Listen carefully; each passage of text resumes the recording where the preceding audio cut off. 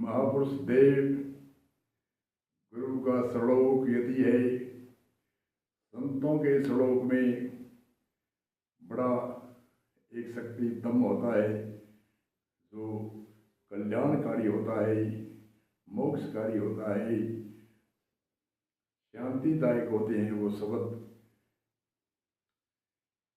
और श्लोक हो, चाहे चौपाई हो, चाहे छंद हो, चाहे दोहा हो, चाहे साखी हो, चाहे भजन वाणी हो, चाहे कोई श्लोक अवतार शक्ति की है, वो है उसमें बड़ा दम है, बड़ी शक्ति है। उन शक्ति से श्रवण और मनन निधि ध्यान करके मोक्ष कल्याण कर सकते हैं। ऐसे हमारे संतों के अवतार शक्तियों के श्लोक मंत्र शक्तिशाली है जो आम प्रचलित है।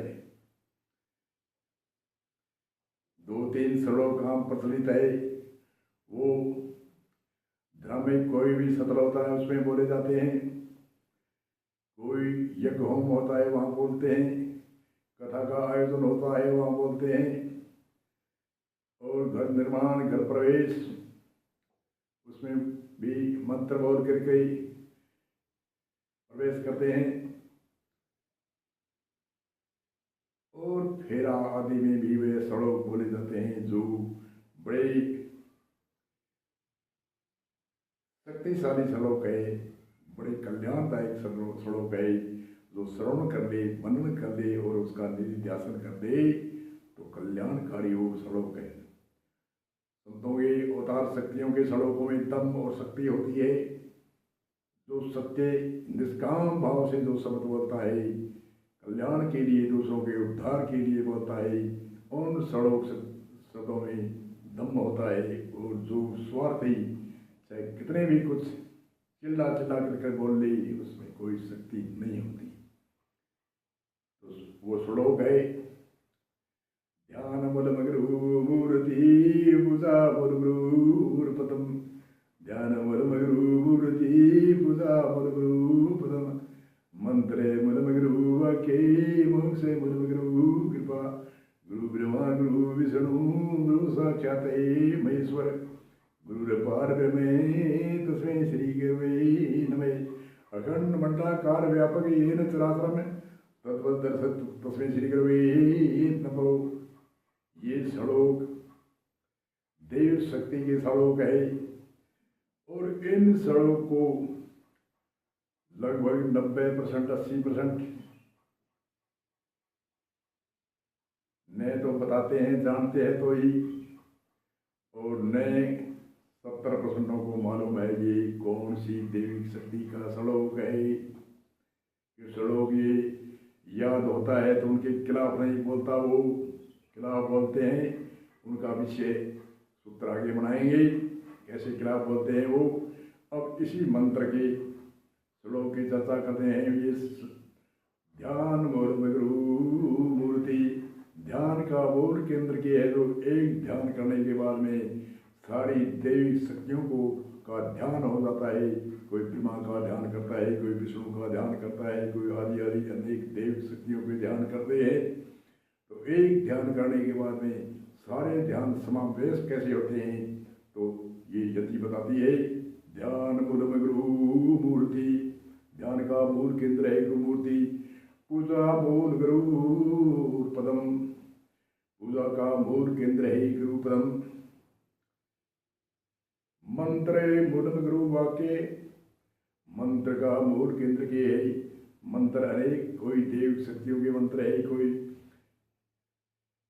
108 मंत्र है, कोई 1000 मंत्र है, कोई 1100 1200 आदि लाख लाख शब्दों के मंत्रों से सिद्धि की जाती है।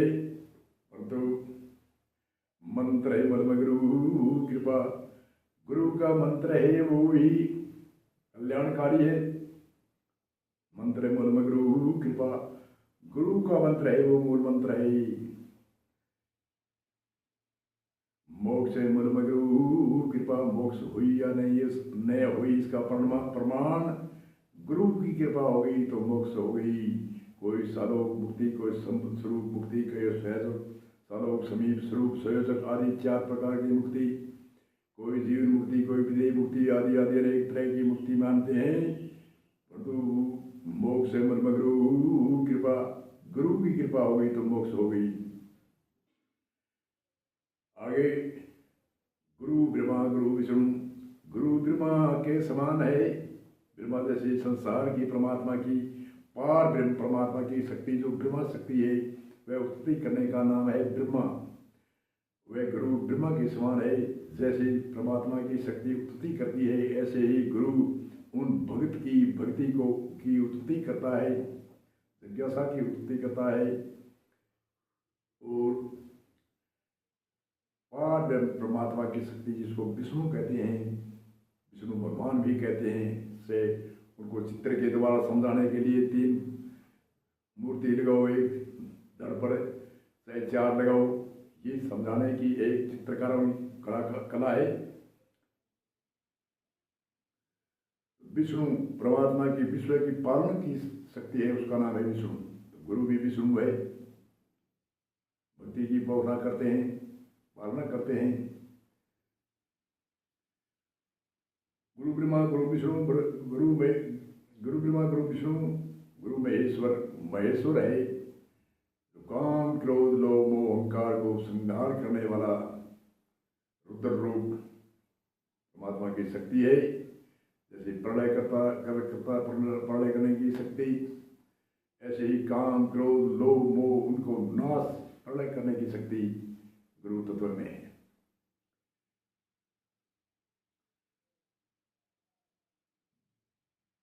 गुरु साक्षात महेश्वर है, गुरु पार ब्रह्म तस्मै श्री गुरुवे नमः। गुरु पार ब्रह्म के समान है, शिष्य के लिए पार ब्रह्म के समान है गुरु। अखंड मल्लाकार व्यापक ये चराचर अखंड है, नाशवान नहीं है वो ब्रह्म गुरु तत्व है। अखंड मंडल आकार में सारे मंडल सारे संसार में व्यापक है। ये चराचर तस्मै श्री गुरुवे नमः।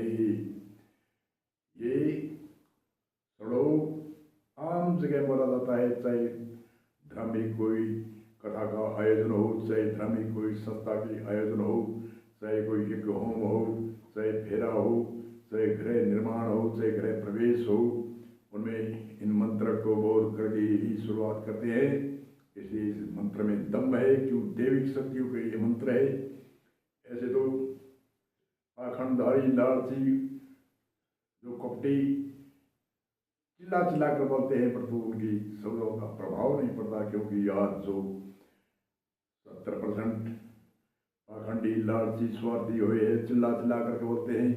आज से 50 वर्ष पहले से प्रचार 50 गुना बड़ा है, फिर भी आज प्रभाव नहीं पड़ता, क्यों शक्ति नहीं है उस शब्द में, उसमें ताकत नहीं है, निष्काम भाव से नहीं है, परस्वार्थ के लिए नहीं है, लालच के लिए है, स्वार्थ के लिए है। ऊपर से अलग बोलते हैं, अंदर से अलग है,